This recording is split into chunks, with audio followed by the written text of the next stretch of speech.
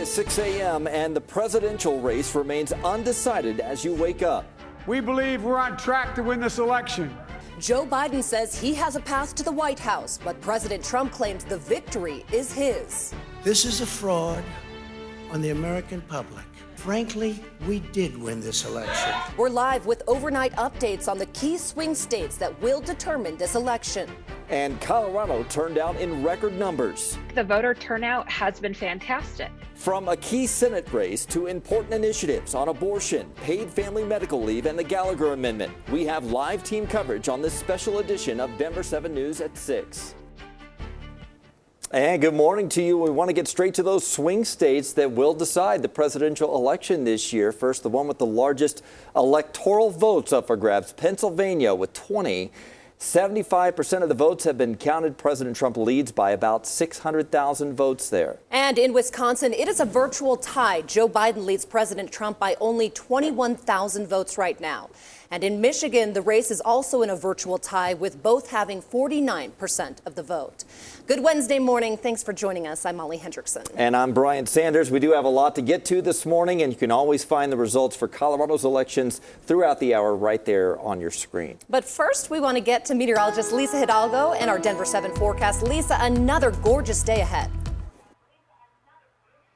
It's beautiful. Clear skies right now on the eastern plains. We are going to see a bit more sunshine this morning. Yesterday, the clouds helped out a bit with that eastbound drive. It's going to be a bright one this morning. At the park, beautiful. We're likely going to be well into the 60s by about 10 o'clock, and then mid to even upper 70s this afternoon for highs. The record high today is 76. We're calling for a high of 77 in Denver, so a good chance that we're going to tie it or break it. We tied the record high yesterday. It stays warm through Friday. We are still tracking a storm, though, this weekend, and a chance for snow here in town. I'll show you the details on that, Jason, coming up here in just a few minutes.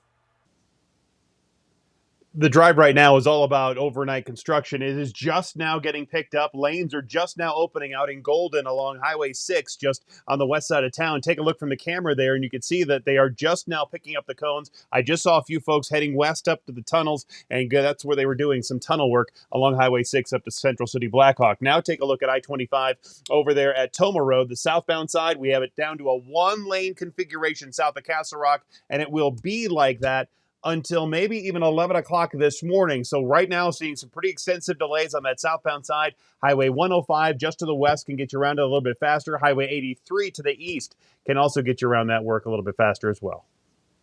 Well, the race to 270 electoral college votes remains anyone's race right now. Vote counting continued overnight across the country. So it could still be hours or even days before we know a clear winner.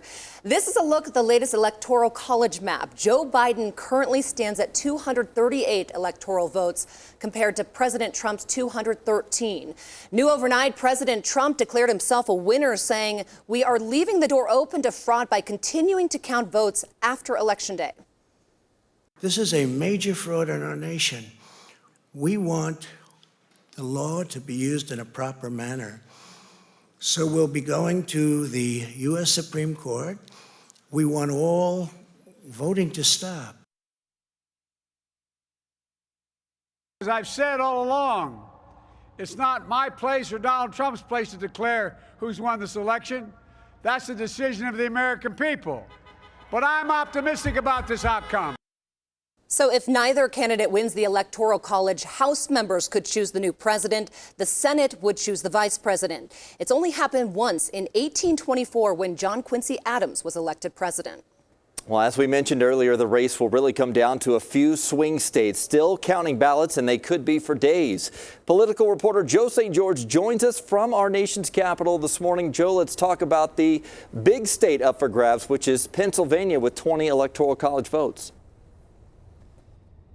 Yeah, Pennsylvania, Michigan, and Wisconsin. Good morning to you, Brian. It is really where this race seems to be heading. And if you look at the numbers in Wisconsin overnight when President Trump took to the podium in the White House, he was ahead in Wisconsin. But over the last several hours, Joe Biden has upped that lead. Just checked in with our news partners in Wisconsin. Over 20,000 votes now for Joe Biden. And there's not a lot of Republican areas left. So if you're a Democrat, Wisconsin is looking more favorable to you, which means Joe Biden could be elected president of the United States with Michigan or Pennsylvania, where President Trump would need to sweep Pennsylvania and Michigan. But as you said, be patient. I know a lot of people in Colorado want to get the results, but it's going to likely take a while to get Pennsylvania results out. They just have a lot of ballots still to count.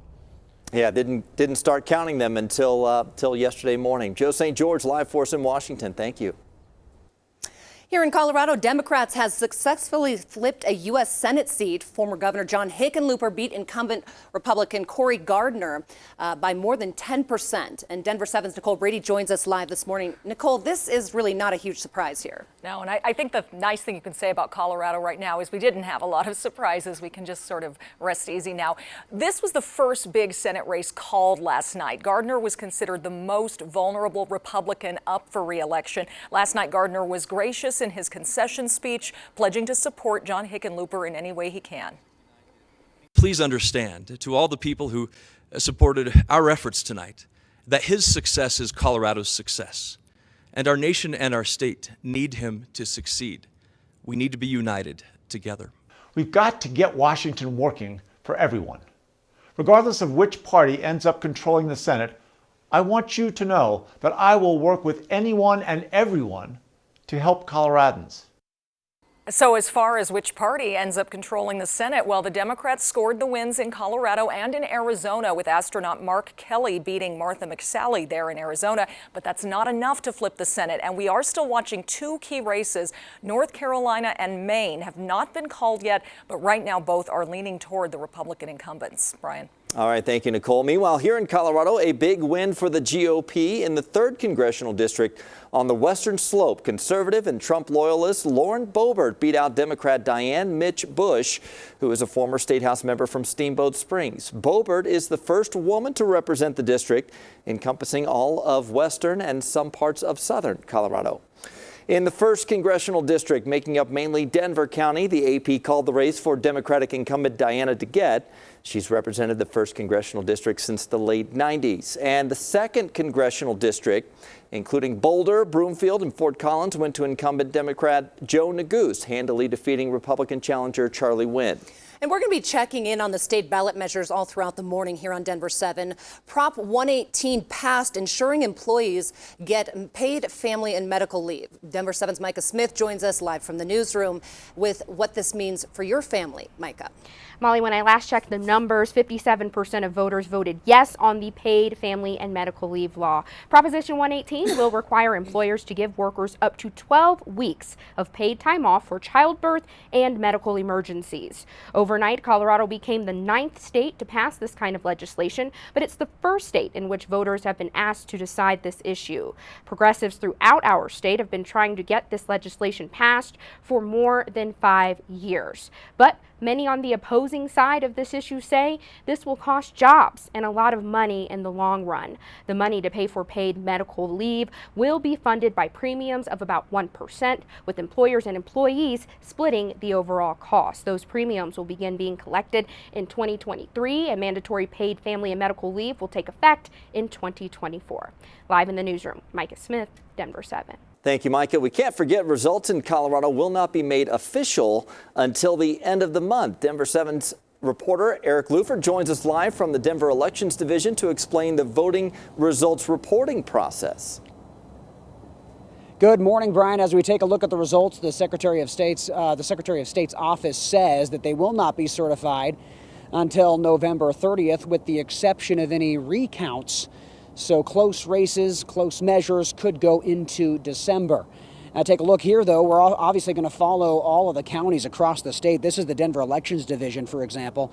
It says results remain unofficial until November 19th at the earliest. Next results for Denver are scheduled for 5 o'clock tonight, according to a tweet out of Denver. Now, as a state, counties had 15 days prior to Election Day to scan early voting ballots. As we know, a lot of people mailed in their ballots early here in Colorado. So the state certainly had a head start on the total ballot count. And we can't forget about the record number of voting this year. My goodness, not only in Colorado, but honestly across the country. It's pretty amazing to see.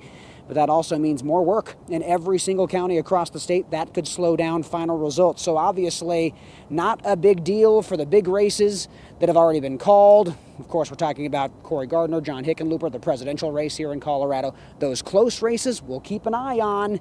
Again, no official word, no official certification till the end of the month. I'm Eric Lufer, Denver7. Eric, thank you. And if there's a local ballot measure or race you want to check on, just head to thedenverchannel.com. Our website is constantly updating all results. And of course, as new ones are called, we'll update you here on air as well. Results and updates are streaming 24/7 on your favorite device. Just search for Denver7 on Apple TV, Android, Roku, and Amazon Fire.